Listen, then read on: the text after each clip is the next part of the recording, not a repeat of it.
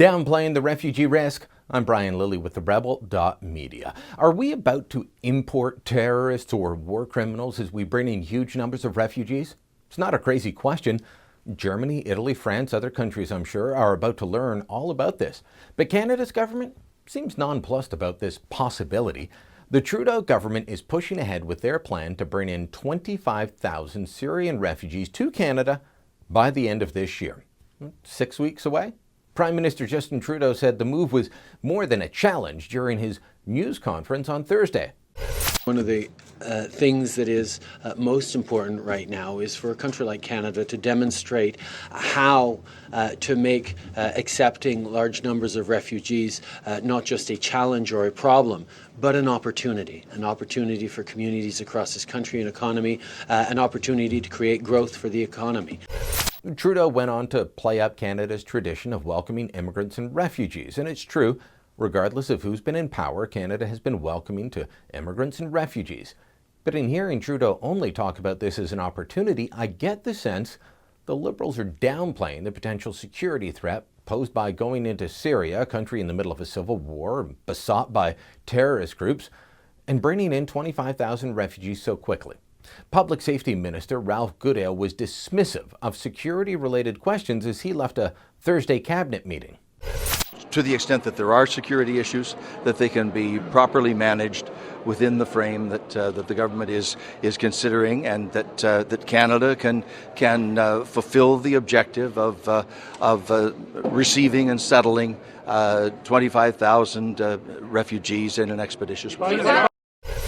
That's interesting because while Goodale says there are no issues, lawyer Richard Kurland, one of the top immigration and refugee specialists in the country, says there's a big security risk.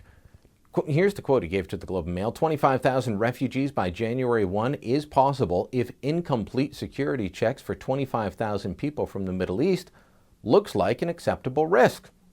As I said, Europeans are learning the lessons that Canada may soon learn.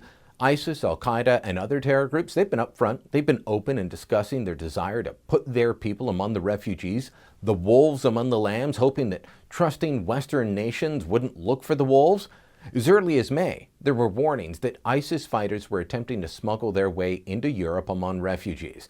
Look at this headline from the Independent, a left-wing, very left-wing British newspaper. It's talking about ISIS fighters hiding on migrant boats. Now, the story goes on and it talks about how ISIS is profiting from the people smuggling. They demand that the people smugglers also take ISIS fighters to Europe as well.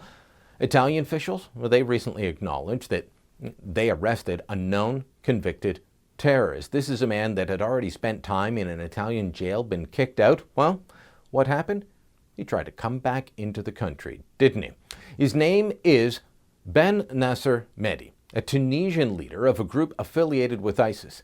He was found among 200 refugees fleeing to Italy.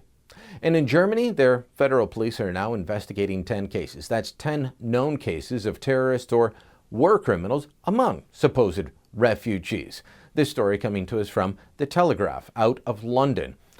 The head of the German Federal Police Agency is a man named Holger Munch. He's head of the BKA Federal Police, and he said this: "We are currently investigating around 10 cases on the suspicion that someone was involved in war crimes abroad or is a member of a terrorist organization. It also partly involves forbidden symbols from the so-called IS or similar groups." But here's something that's also worrisome. He said, "The federal states have so far reported to us around 40 attempts at contact from Salafists who wanted to recruit young refugees. We see this as a big risk."